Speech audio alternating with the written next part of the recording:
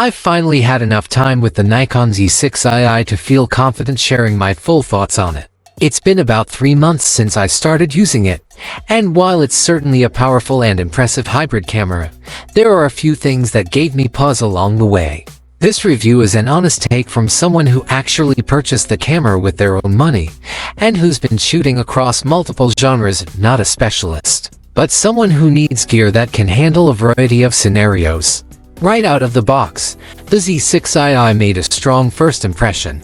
It has that solid, professional Nikon feel, compact enough for travel, yet robust. However, it didn't take long to spot something missing: no external battery charger included. Personally, I really dislike charging batteries inside the camera, and it felt like a bit of a cost-cutting move. Fortunately, I already had compatible chargers, but it's definitely something to keep in mind before buying. Size-wise, it closely resembles the Z6i and Z7III, with a touch more grip and slightly more height, but it's still smaller and lighter than the Z8. That makes it perfect for things like gimbal work and travel setups, while still offering excellent weather sealing. The Z6II features a partially stacked to 4MP sensor, and this is where things start to get a little nuanced. The image quality is stunning, with vibrant colors and crisp detail that rival even Nikon's higher-end models.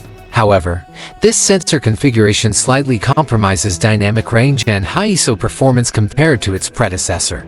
You won't notice it unless you really look for it, but it's there, a minor trade-off for the faster readout and improved speed. A couple of other quirks also stood out. One was the flickering shadow noise in high ISO video, which Nikon has addressed through a firmware update, a good sign of their ongoing support. Another was the fully articulating screen, which I love and hate depending on the moment. When using an L bracket, getting the screen into the right position can be a hassle. It's ironic because I've wanted a screen like this for years, and now that it's here, I'm conflicted. One could also argue that Nikon missed an opportunity by not going with a higher resolution sensor. 30MP or more would have made this even more compelling for hybrid shooters. That said, these criticisms are relatively minor in the grand scheme of what this camera offers. Once you move past the nitpicks, the Z6III truly shines. The autofocus system is leagues ahead of the Z6i, fast, sticky, and reliable, even in tricky lighting. It feels on par with the Z8 and Z9 in many cases, though those still have a slight edge in extremely fast-paced situations. Shooting speed is another area where this camera stands out. You can capture JPEGs at 120 fps in DX mode, 60 fps full raise, or up to 20 fps raw in electronic shutter mode. Even the mechanical shutter offers a solid 14 fps. Plus, with pre-release capture available, this thing is built for action. All of this is powered by the same Expeed 7 processor found in Nikon's flagship models. Stabilization is also exceptional, offering up to 8 stops with compatible lenses. To put that in perspective, I've been able to handhold shots at 200mm with shutter speeds as low as 1/8 of a second and still get tack-sharp results, something that would have been unthinkable before. The user experience is another area that's been carefully refined. The camera includes customizable user modes, pixel shift for ultra-high-res stills, and internal 12-bit RAW video up to 6K 6OP. It even records 4K at 120 fps with no crop, and keeps audio intact at that frame rate, a thoughtful touch for creators who may decide against slow-mo in post.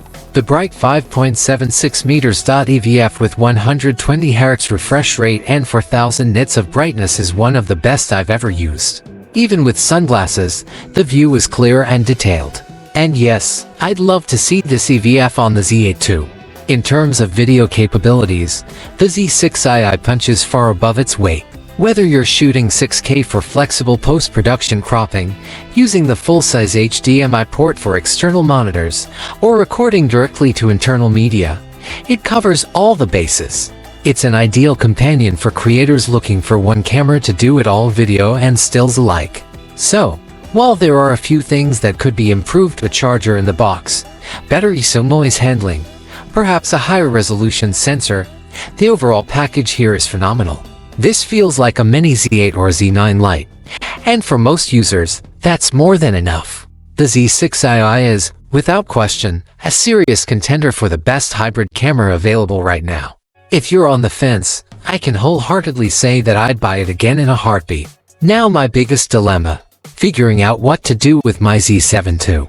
Do I keep it, or pass it along? It's a good problem to have.